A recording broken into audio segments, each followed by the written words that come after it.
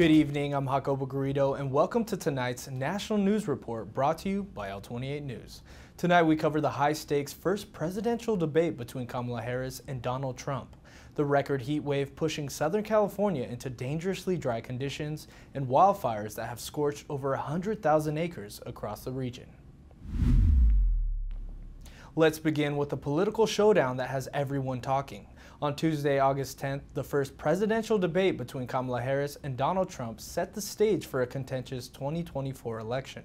In a debate filled with strong words, the two candidates sparred over issues such as economy, immigration, and climate change. Harris emphasized the need for unity and leadership to move the country forward, while Trump doubled down on his populist agenda, appealing to his base and criticizing what he described as failed policies under the current administration. The debate, which quickly became heated, has already sparked widespread reactions from political commentators and the public alike, with both camps claiming victory. As the race continues, it's clear that this election will be one for the history books. We will continue to bring you updates as the campaign progresses. Turning now to the extreme weather impacting Southern California, a record-breaking heat wave has gripped the region, creating dangerously dry conditions that have left millions vulnerable to the risk of wildfires. Temperatures have soared well above 100 degrees, pushing local residents to seek shelter in cooling centers and causing a strain on the state's power grid. The National Weather Service is warning that these unprecedented temperatures could persist for days, increasing the likelihood of fire outbreaks and complicating firefighting efforts. Officials are urging residents to conserve water and energy while preparing for possible evacuations in fire-prone areas. Remember to stay safe and to check on neighbors, especially the elderly, as this heat continues to be a major concern.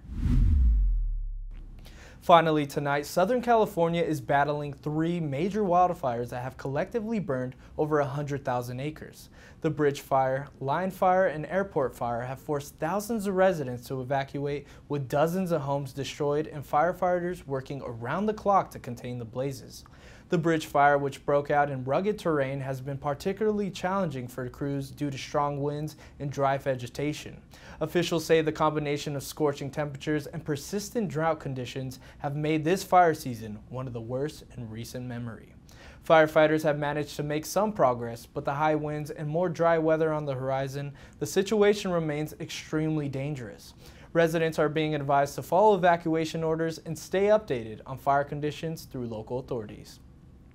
The Line Fire, burning near remote mountain communities in San Bernardino County, has presented unique challenges due to limited access and treacherous terrain. Helicopters have been dispatched to help douse the flames in areas unreachable by grounds crews, but the fire continues to threaten nearby infrastructure, including power lines and communication towers. Firefighters are urging residents to remain vigilant as weather conditions shift. The Airport Fire, named for its proximity to a small airstrip in Orange County, has spread rapidly, fueled by strong winds and extremely dry conditions. However, firefighters have made significant progress on several fronts thanks to cooler nighttime temperatures and an increased aerial response. Despite the scale of destruction, there is hope. Firefighters are determined and communities are rallying together to support those affected.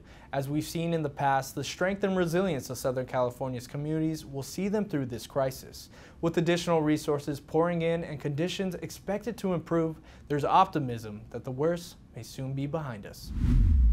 That's all for tonight's national news segment here on L28 News. We'll continue to bring you more updates on these stories and others as they develop. I'm Jacobo Garrido, and from all of us here at L28, thank you for joining us. Stay safe and good night.